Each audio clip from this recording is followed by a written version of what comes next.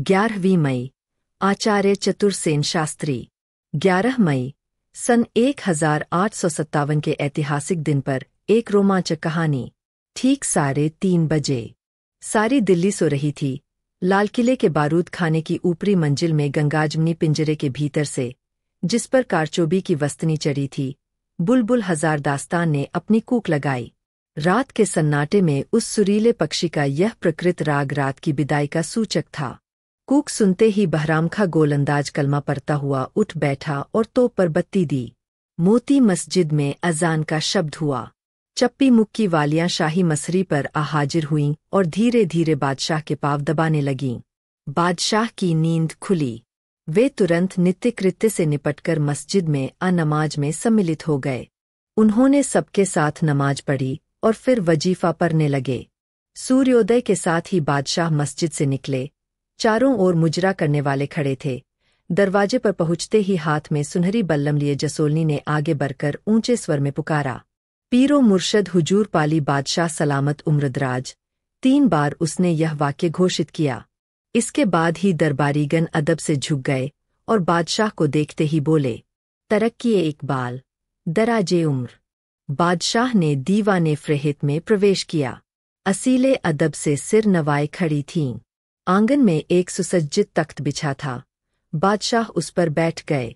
जसोलनी दारोगा दोनों हाथों में अतलस चढ़ी बुकचियां लिए या हाजिर हुई। गुसल खाने के दारोगा ने सामने सिर झुकाया। बादशाह उठकर गुसल करने चल दिए। जौनपुरी खली, सुगंधित बेसन, चंबेली, शब्बो, मोतिया, बेला, जूही, गुलाब के तेल बोतलों में भरे क्रम से रखे थे। शक्काबे में एक ओर ठंडा और दूसरी ओर गर्म पानी भरा था। चांदी के लोटे और सोने की लुटियां जगमगा रही थीं। गुस्ल हुआ और बादशाह पोशाक के कमरे में चले गए। ख्वाजा हसन बेग दारोगा ने आकर आदाब बजाया। उसने लखनऊ की चिकन का कुर्ता, दोनों ओर तुक में धुंडियां, लठ का चौड़े पांगते का पायजामा जिसमें दिल्ली का कमरबंद पड़ा था हाजिर किया। बादशाह ने कपड़े बदले, मखमली चप्पल पहने। अब शमीम खाने का दारोगा हाजिर हुआ। उसने सिर में तेल डाला, कंधा किया, कपड़ों में इत्र लगाया। बादशाह तस्बीह खाने में आए, माला फेरी, कुछ दुआएं पढ़ी और दीवाने खिलवत में चले गए। दवा खाने के मुंतजिम ने आगे बढ़कर कोनिश की और हकीम अहसन की सील मुहरबंद शीशियां पेश की। मुहर तोड़ी गई और याकूती की प्याली तैयार की गई। तभी खवास ने चांदी की तश्तरी में छिलकों समेत 2 तोला भुने चने पेश किए। बादशाह ने याकूती की प्याली पी, फिर चनों से मुंह साफ किया और बेगमी पान की एक गिलौरी खाकर मिट्टी के कागजी हुक्के को मुंह लगाया। इतने ही में खबरों का अफसर हाजिर हुआ। रात भर की खबरें सुनाई गई। बादशाह ने एक पान की गिलौरी और खाई और उठकर दीवाने आम को चल दिए। बादशाह तख्त पर बैठे। प्रत्येक विभाग का अधिकारी हाथ बांधे हाजिर था। बादशाह ने सबकी ओर एक दृष्टि की। एकाएक एक चीत्कार ने उनका ध्यान भंग किया। एक भंगन रोती पीटती चली आ रही थी। दीवाने आम के सामने आकर वह धरती चूमकर और हाथ जोड़कर बोली, जहां पनाह, मिर्जा महमूद मेरी 2 मुर्गियां ले गए। लाल किले के बादशाह भंगन की फरियाद से खिन होकर बोले, रो मत, जा मुर्गियां आती है। भंगन जमीन चूमती हुई उल्टे पैर लौट गई। शाहजादा मिर्जा महमूद की तलबी हुई। वे आंखें नीची किए खड़े हुए। अरे महमूद! गरीब भंगन की मुर्गियां, हाय हाय! बादशाह ने करुण भाव से कहा। फिर अली अहमद दारोगा की ओर देखकर बोले, दिलवा दो और एक बरती। मिर्जा महमूद ने धरती चूमी और दारोगा ने उन्हें संग ले जाकर 3 मुर्गियां भंगन को दिलवा दीं। वह सन 1857 की 11वीं मई का प्रभात था। मुगलों का प्रताप सूर्य अस्त हो चला था। बादशाह बहादुर शाह बूढ़े और असहाय थे। उनकी बादशाहत सिर्फ लाल किले ही तक सीमित थी। बाकी तमाम मुल्क अंग्रेजी अमलदारी में आ गया था। बादशाह भावुक और सज्जन थे। दुहत्थे शासन की गड़बड़ी देश में चल रही थी। दिल्ली में भांति भांति की अफवाहें फैल रही थीं। कुछ लोग कहते थे कि 11वीं मई को दिल्ली लूटी जाएगी, परंतु अफसर सावधान न थे।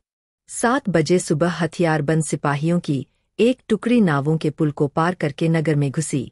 उसने पहले पुल के ठेकेदार को मार डाला और उसका सब रुपया लूट लिया।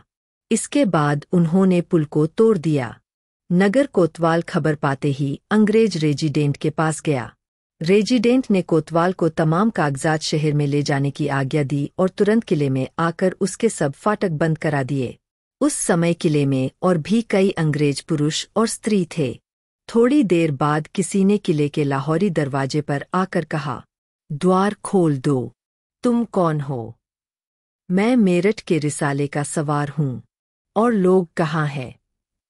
अंगूरी बाग में है। उन्हें भी ले आओ। सवार लौट गया और सूबेदार चुपचाप फाटक पर टहलने लगा। विद्रोही दल फाटक पर आ पहुंचा और सूबेदार ने फाटक खोल दिया। विद्रोही दल तेजी से किले में घुस पड़ा। यह देख रेजिडेंट पीले पड़ गए। उन्होंने सूबेदार को आज्ञा दी कि फाटक की गारद के सिपाहियों को बंदूक भरने की आज्ञा दो। सूबेदार ने गाली देकर कहा, भाग सुअर। इसके बाद ही एक गोली ने रेजिडेंट का काम तमाम कर दिया। अब तो जहां जो अंग्रेज मिला कत्ल कर दिया गया। दरियागंज, जहां अंग्रेज लोग रहते थे, वहां के सभी मकानों में आग लगा दी गई। सारे शहर में लूटमार और मारकाट मच गई और दोपहर होते होते शहर का वह भाग धान्य धान्य जलने लगा। उसी दिन प्रातःकाल 8 बजे के लगभग 5-6 सवार दीवाने खास की ओर बहे और जोर जोर से चिल्लाने लगे। बादशाह ने गुलामों से कहा, देखो ये कौन है, उन्हें शोर करने से रोक दो। इतना कहकर वे अपने खास कमरे में चले गए। उन्होंने अपने मुख्तार गुलाम अब्बास को बुलाया और कहा, ये सवार मेरठ से आए हैं और चाहते हैं कि मजहब की हिफाजत में अंग्रेजों से लड़े। तुम फौरन कप्तान डगलस के पास जाकर इत्तला कर दो और उनसे मुनासिब बंदोबस्त करने को कह दो। इतना कह उन्होंने अपने शाही खिदमतगार से कहकर दरवाजा बंद करा लिया। आज्ञानुसार गुलाम अब्बास कप्तान डगलस के पास गया और उन्हें शाही हुक्म सुना दिया। कप्तान डगलस सुनते ही साथ हो लिए और दीवाने खास में आए। बादशाह भी इनसे मिलने के लिए आ गए। बादशाह में इस समय खासी शक्ति थी। वे बिना किसी का सहारा लिए सिर्फ लकड़ी टेकते हुए आ गए थे। उन्होंने कप्तान डगलस से पूछा, आपको मालूम हुआ कि क्या मामला है? ये फौजी सवार आए हैं और मनमानी कार्यवाही बहुत जल्द शुरू करना चाहते हैं। हकीम अहसानुल्लाह खां और गुलाम अब्बास भी उस समय वहीं उपस्थित थे। कप्तान डगलस ने बादशाह से प्रार्थना की कि खास बैठक का दरवाजा खुलवा दीजिए जिससे मैं उन सवारों से मुंह दर मुंह बात कर सकें। बादशाह ने कहा कि मैं आपको ऐसा न करने दूंगा क्योंकि वे लोग कातिल हैं। ऐसा न हो कि आप पर वार कर दें। परंतु कप्तान डगलस ने दरवाजा खुलवाने के लिए हट किया, पर बादशाह सहमत नहीं हुए और कप्तान डगलस का हाथ थामकर कहा कि मैं तुम्हें नहीं जाने दूंगा। इसी वक्त हकीम अहसानुल्लाह खां ने उसका दूसरा हाथ पकड़ लिया और कहा, अगर आपको बातचीत ही करनी है तो बरामदे में से कर लीजिए। इस पर कप्तान डगलस दीवाने खास और कमरा शाही के बीच वाले कठरे में आए और उस स्थान को देखने लगे जहां वे सब सवार जमा हो रहे थे। वहां 30-40 सवार नीचे खड़े नजर आए, जिनमें से कुछ के पास नंगी तलवारें थीं और कुछ पिस्तौल और कारतूस हाथ में लिए हुए थे। और भी कई एक पुल की तरफ से चले आ रहे थे। इनके साथ अनेक पैदल भी थे जो शायद साइज थे, जिनके सिरों पर गठरियां थीं। कप्तान डगलस ने सवारों को ललकार कर रहा, इधर न आना, ये शाही बेगमात के कमरे हैं। तुम यहाँ खड़े होकर बादशाह की बेइज्जती कर रहे हो। यह सुनते ही वे सब एक एक करके राजघाट के फाटक से चले गए। इनके जाने के बाद कप्तान बादशाह के पास फिर हाजिर हुए। बादशाह ने किला और शहर के दरवाजे बंद करने के लिए कहा, जिससे विद्रोही भीतर न आ सकें। कप्तान डगलस ने बादशाह को विश्वास दिलाया कि भय की कोई बात नहीं है और वे उचित प्रबंध करेंगे। यह कहकर कप्तान डगलस चले गए और बादशाह अपने कमरे में चले आए। अब्बास और हकीम अहसानुल्लाह खां दोनों दीवाने खास में आकर बैठ गए। यहाँ इन्हें बैठे हुए 1 घंटा बीता होगा कि कप्तान डगलस का खिदमतगार एक रुक्का लिए हुए दौड़ता आया, जिसमें हकीम अहसानुल्लाह खां को बुलाया था। अहसानुल्लाह खां ने अब्बास को भी साथ ले लिया। जो आदमी उन्हें लेने के लिए आया था, उसने कहा था कि कप्तान डगलस कलीद खाने में है, परंतु वहां पहुंचकर मालूम हुआ कि वे अपने मकान पर चले गए हैं। इसी समय उन्होंने दरियागंज में बहुत सा धुआं उड़ते देखा और राह चलतों की जुबानी सुना कि सवार बंगलों पर फायर कर रहे हैं। जब वे गश्त करते हुए कप्तान डगलस के निवास स्थान पर लाहौरी दरवाजे, किले के पर पहुंचे तो मालूम हुआ कि वे तीसरे कमरे में है। बीच के कमरे में मिस्टर सीमैन फ्रेजर मिले। हकीम अहसानुल्लाह खां कप्तान डगलस से मिलकर फिर किले के अंदर चले गए और अब्बास मिस्टर फ्रेजर के अनुरोध से इनके साथ हो लिए। ये बादशाह से 2 तोपे और कुछ पैदल सवार कप्तान डगलस के निवास स्थान की रक्षा के लिए मांगने जा रहे थे। अब्बास और मीशू ने फ्रेजर सीढ़ियों से उतर आए। उनके साथ एक सज्जन और थे। मीशू ने फ्रेजर के पास एक तलवार थी और इनके साथी के पास एक हाथ में पिस्तौल और दूसरे में बंदूक थी। मीशू ने फ्रेजर ने जल्द पहुंचने की इच्छा की। बादशाह के कमरे में पहुंचकर उन्होंने ज्यों ही खबर कराई बादशाह बाहर आ गए। अब्बास ने मीशू ने फ्रेजर की प्रार्थना बादशाह से निवेदन की। बादशाह ने सुनते ही तमाम फौज जो उस वक्त उपस्थित थी, कुछ अफसरों सहित जो मिल सके 2 तो लेकर फौरन कप्तान डगलस के निवास स्थान पर पहुंचने की आज्ञा दी। इसी समय हकीम अहसानुल्लाह खां भी आ गए। उन्होंने बादशाह से कहा कि कप्तान डगलस ने 2 पालकियों के लिए भी प्रार्थना की है, जिससे लेडियों को जो इनके मकान में ठहरी है हर मसरा में लाकर छिपा दिया जाए। बादशाह ने हकीम अहसानुल्लाह खां से बंदोबस्त करने के लिए कहा और नियत सेवकों को 2 पालकियां और उनके उठाने के लिए विश्वासी कहारों को भेजने का हुक्म दिया और कहा उन्हें सीधे रास्ते न लाएं, किंतु बाग के पीछे से चक्कर देकर लाएं, जिससे विद्रोही सवारों को जो किले में घुस गए हैं यह न मालूम होने पाए। बादशाह हुक्म देकर अंदर खड़े हुए जल्दी की ताकीद कर रहे थे और हकीम अहसानुल्लाह खां इनके पास खड़े हुए थे। थोड़ी देर बाद एक सेवक जो पालकियां लेने गया था वापस आकर कहने लगा कि पालकियां भेज दी गई है, परंतु थोड़ी देर बाद पालकियों वाले भी उलट कर आ गए। उन्होंने सूचना दी कि मीशू ने फ्रेजर कत्ल कर दिए गए। यह 10 बजे से पहले की घटना है।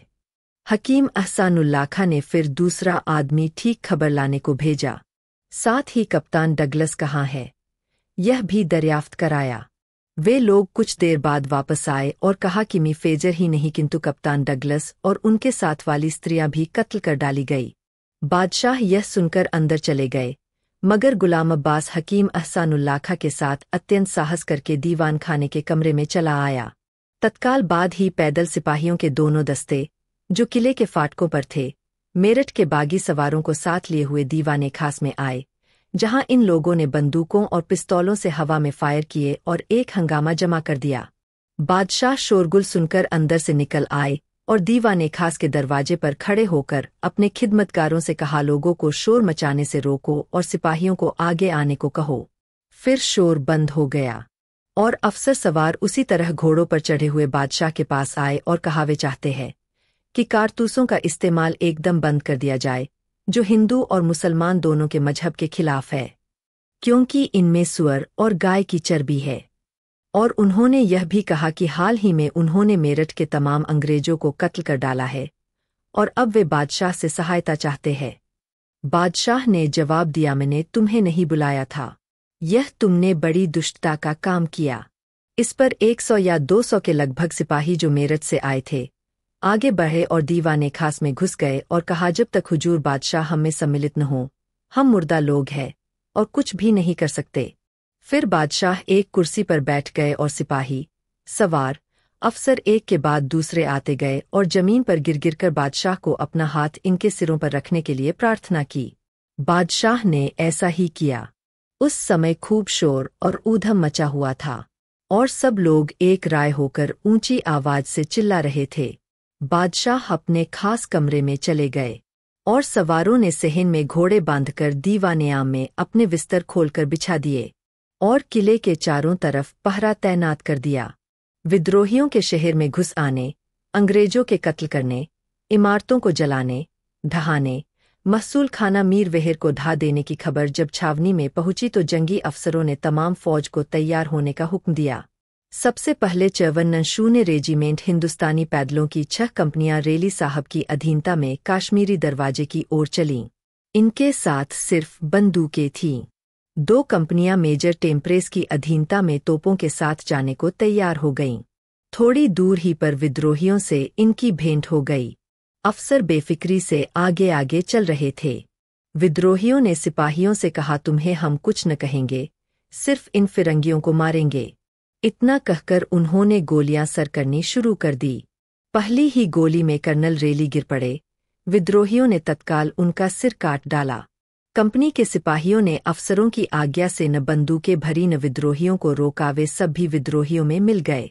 इतने में एक कप्तान सिपाहियों की गारद लिए पहुंच गए जो 1 सप्ताह के लिए शहर की रक्षा के लिए नियत किए गए थे।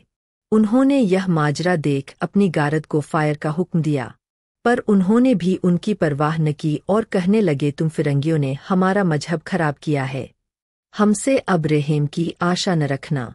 निदान सभी अफसर कत्ल कर डाले गए। 11 बजे दोपहर को जब इस घटना की खबर छावनी पहुंची तब 74 नंशूने रेजिमेंट की पूरी टुकड़ी विद्रोह का दमन करने को शहर की ओर चली, परंतु इसकी सिर्फ 2 ही कंपनियां वहां हाजिर थीं, बाकी सब सिपाही लापता थे। रास्ते में अफसरों की लाशें छावनी की ओर गाड़ियों पर लदी हुई आती दीख पड़ी। उनके ऊपर स्त्रियों के गाउन पड़े थे। 12 बजे के लगभग पहाड़ी पर का बुर्ज स्त्रियों, घायलों और बच्चों से भर गया। किसी तरह का प्रबंध संभव न था। बेहद शोर हो रहा था। न खाने का प्रबंध था न पानी का। कोई न किसी की आज्ञा मानता था और न कुछ सुनता था। शाम हो रही थी। शहर में चारों ओर आग ही आग दिख रही थी। पद पद पर विपद और अशांति बढ़ रही थी। आसपास के सिपाही बेखे हो रहे थे। अंत में सबने जैसे बना वहां से भाग जाने में खैर समझी। जिधर जिसका सींग समाया भाग निकला। कोई करनाल, कोई मेरठ और कोई किसी और। उसी दिन सुबह 7-8 बजे के बीच सरपी ओफल्स मेटकाफ युगली साहब के मकान पर गए और कहा, मैगजीन में चलकर 2 तो निकलवा दीजिए और उन्हें पुल पर भिजवा दीजिए जिससे विद्रोही पुल पार कर सकें। युगली साहब मेटकाफ साहब के साथ मैगजीन तक आए। वहां lieutenant duly, lieutenant range, conductor और एक्टिंग सब कंडक्टर कटरो तथा सार्जेंट एडवर्ड और स्टुअर्ट अपने हिंदुस्तानी अमले के साथ हाजिर थे। सर पी ओफल्स अपनी गाड़ी से उतर पड़े और लेफ्टिनेंट ड्यूली के साथ बुर्ज पर गए जो यमुना की तरफ था। वहां से पुल साफ नजर आ रहा था। वहां पहुंचकर देखा तो विद्रोही पुल को पार कर रहे थे। यह देखते ही सरपी और मेटकाफ लेफ्टिनेंट ड्यूली को लेकर तुरंत शहरपनाह के दरवाजे देखने गए, जो सब खुले थे और विद्रोही उसमें शोर मचाते हुए प्रविष्ट हो रहे थे। यह देख लेफ्टिनेंट घोड़ा दौड़ाते हुए मैगजीन में वापस आए और उसके दरवाजे बंद कराकर तेगे लगवा दिए और दरवाजे के भीतर 2 तोपें 6 पन्नी की दुचंद गर्राव भरवाकर एक्टिंग सब कंडक्टर और सार्जेंट स्टुअर्ट की अधीनता में दे दी। इन लोगों को बत्तियां देकर हुक्म दे दिया गया कि अगर विद्रोही दरवाजे के भीतर घुसें तो सर कर दी जाएं। मैगजीन का बड़ा दरवाजा भी उसी तरह 2 तोपों से मजबूत कर दिया गया तथा दरवाजों के अंदर गोखरू बिछवा दिए गए। इसके सिवा 2 तोपें दूरदर्शिता के ख्याल से इस तरह और रखवा दी गईं कि उनका गोला दरवाजे और बुर्ज तक पहुंच सके। दरवाजों तथा सामान के दफ्तर के बीच के रास्ते में 6 पन्नी और 24 पन्नी का गुब्बारा इस तरह गाड़ दिया गया था कि जिधर चाहे घुमाकर आसपास के मकानों की रक्षा कर सकें। इन सब गुब्बारों और तोपों में दूने गर्राव छरे भरवा दिए गए थे। इस प्रकार मैगजीन की रक्षा का यथासंभव प्रबंध करके हिंदुस्तानी अमलों को हथियार बांटे गए, जो उन्होंने अनिच्छा से लिए। इसके बाद कंडक्टर एकलो तथा सार्जेंट स्टुअर्ट ने एक शिताबा लगाया और हुक्म दिया गया कि जब लेफ्टिनेंट के हुक्म से कंडक्टर युमली अपनी टोपी सिर से उठाकर इशारा करें, फौरन शिताबे में आग दे दी जाए। यह प्रबंध हो ही रहा था कि किले से एक गारद ने आकर कहा, शाह दिल्ली का हुक्म है कि फौरन मैगजीन उनके हवाले कर दी जाए, परंतु इस हुक्म की तालीम नहीं की गई, न जवाब दिया गया। इसी बीच में लेफ्टिनेंट को इत्तला मिली कि मैगजीन की दीवारों पर चढ़ने के लिए किले से जीने आ रहे हैं। कुछ देर में जीने आ गए और टिड्डी दल की तरह विद्रोही मैगजीन में घुस आए। भीतर के सिपाही भी उनमें मिल गए। जब तक गोला बारूद रहा लड़ाई होती रही। लाशों के ढेर लग गए पर विद्रोही बहुत थे। लेफ्टिनेंट रेंज ने रक्षा के सब उपाय कर डाले। सब तोपें 4-4 बार सर की गईं। विद्रोही सावन भादों की बौछार की तरह गोलियां बरसा रहे थे। जब गोला बारूद खत्म हो गया और बचने की कोई आशा न रही तो लेफ्टिनेंट ड्यूली ने मैगजीन को उड़ाने का इशारा किया। उसकी तामील तुरंत कर दी गई। तमाम शिताबों में आग लगा दी गई। ऐसा धड़ाका हुआ कि आसपास के मकान ढह गए। जो दीवारें टूट गई थीं उनके रास्ते बचे खुचे आदमी जमुना की ओर भागे। लेफ्टिनेंट रेंज और कंडक्टर ड्यूली जीवित बच निकले। पर ये दोनों बुरी तरह झुलस गए थे। उनका सारा मालसबाब, उनकी स्त्री और 3 बच्चे इसमें खत्म हो चुके थे और उनका एक हाथ भी बिल्कुल निकम्मा हो गया था। जमुना पार इन्हें विद्रोहियों ने घेर लिया। कई घाव आए, उनके सब कपड़े उतार लिए गए। ये भूखे प्यासे किसी तरह 12 दिन भटकते फिरते मेरठ पहुंच पाए। लूटपाट और खून खराबी का बाजार गर्म था। विद्रोही सिपाहियों के साथ बहुत से शहर के लुच्चे गुंडे मिल गए थे। पहले उन्होंने गिरजाघर और अंग्रेजों की कोठियों को लूटकर जला डाला। औरत बच्चे और मर्द जो जहां मिले कत्ल कर डाले गए। कुछ अंग्रेज स्त्री पुरुष किसी तरह जान बचाकर छावनी में इकट्ठे हो गए थे। कैसे जान बचावे, भागकर कहाँ जाएं, यह सूझ नहीं पड़ता था। अनेक अंग्रेज अफसर हाथ, पैर और चेहरे पर कालिक पोत, फटे चिथरे पहन कहीं के कहीं भाग निकले थे। सड़कों पर घोड़ों, बग्घियों, पालकियों और पैदलों की भरमार थी। चारों तरफ से बंदूकों की आवाजें आ रही थीं। घायलों और मरने वालों के कराहने की आवाजों से कलेजा कांप रहा था। सारे बाजार बंद, सारी गलियों में सन्नाटा, सारे घर बंद। विद्रोहियों ने नगर में एक घोड़ा भी नहीं छोड़ा था। सब छीन ले गए थे। जिन दुकानदारों ने उनसे दाम मांगा उनको उन्होंने मार डाला। बिना किसी छोटे बड़े का लिहाज किए सबसे बदजबानी की। मुसाफिरों को लूट लिया।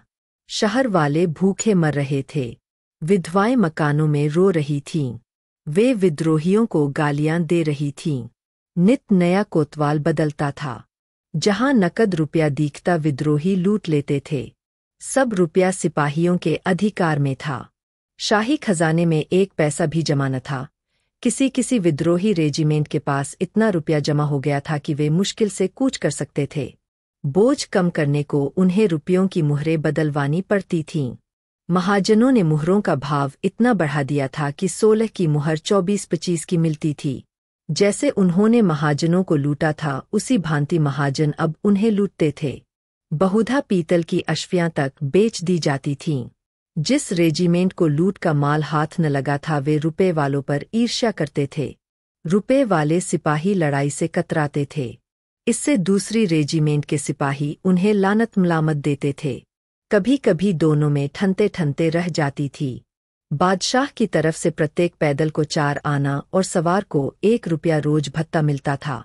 शाहजादे फौज के अफसर बना दिए गए थे, पर ये ऐश के पुतले दया के पात्र थे। बेचारों को दोपहरी की धूप में घोड़े पर चढ़कर घर से बाहर निकलना मुसीबत थी। इन्होंने गजलें सुनना, शराब पीना और मौज करना सीखा था। तोप और बंदूकों की आवाज से इनके दिल धड़कते थे। न ये बेचारे परेड कराना जानते थे, न फौज का संचालन, न उन पर शासन ही कर सकते थे। उनकी मूर्खता पर सिपाही हंसते थे। कभी कभी बदजबानी भी कर बैठते थे। जो शाही फौज थी वह तो और भी बहादुर थी। जब उसका जी चाहता युद्धस्थल से लौट आती थी। ये लोग पैरों पर जख्म के बहाने चिथरे लपेटकर हाय तौबा करते, लंगड़ाते वापस चले आते थे। ये लोग मारतों के पिछाड़ी और भागतों के अगाड़ी थे। बादशाह सलामत फौज के लिए मिठाई वगैरह युद्ध स्थल में भेजते थे तो यार लोग रास्ते ही में उसे लूट लेते थे।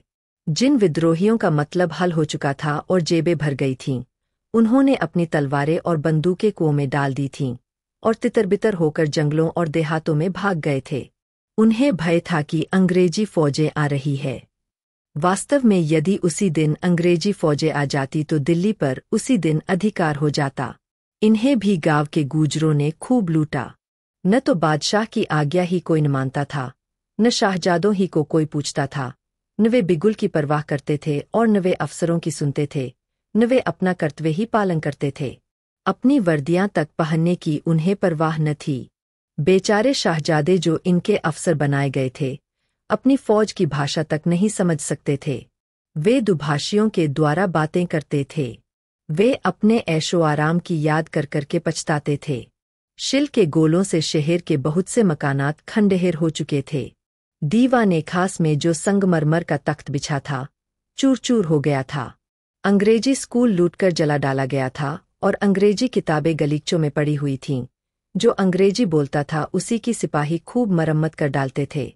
मैगजीन फटने से सैकड़ों मकान ढह गए थे। 500 से अधिक आदमी मर गए थे। लोगों के मकानों में इतनी गोलियां गिरी थीं कि लड़कों ने आध-आध सेर और किसी-किसी ने सेर-सेर भर चुन ली थीं। मैगजीन फटने के बाद विद्रोही और गुंडे उसे लूटने को टूट पड़े। जो सामान टोपी, बंदूक, तलवार और संगीने ले सके उठा ले गए। खलासियों ने घरों को उम्दा-उम्दा हथियारों से भर लिया और रुपए के 3 सेर के हिसाब से तोल-तोल कर बेच डाला। तांबे की चादरें रुपए की 3 सेर बिकी। बंदूक की कीमत 8 आना थी।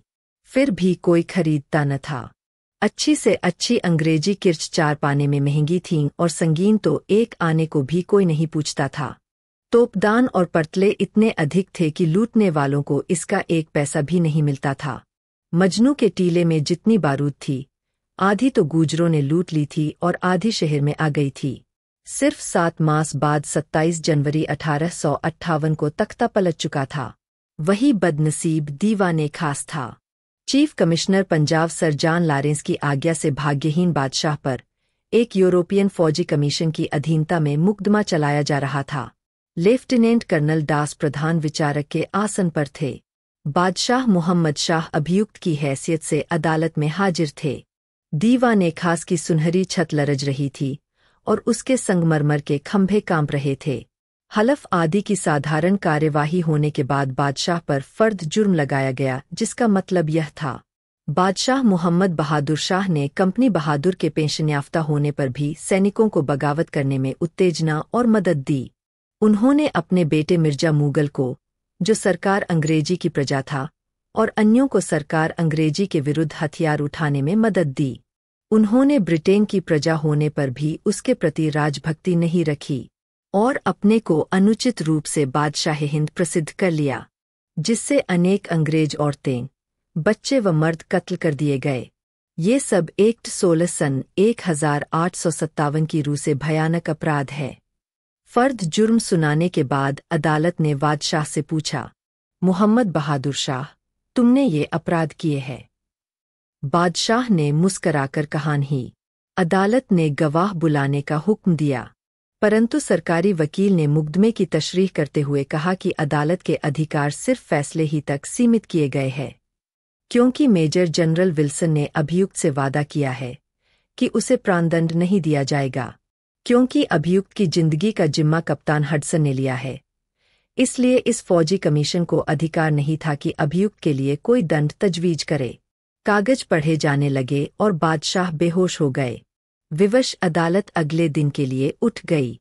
वह बूढ़ा बदनसीब बादशाह रंगून के एक शानदार कैदखाने में एक लाचार लावारिस कैदी की भांति अपने आखिरी दिन बिताकर एक दिन मर गया।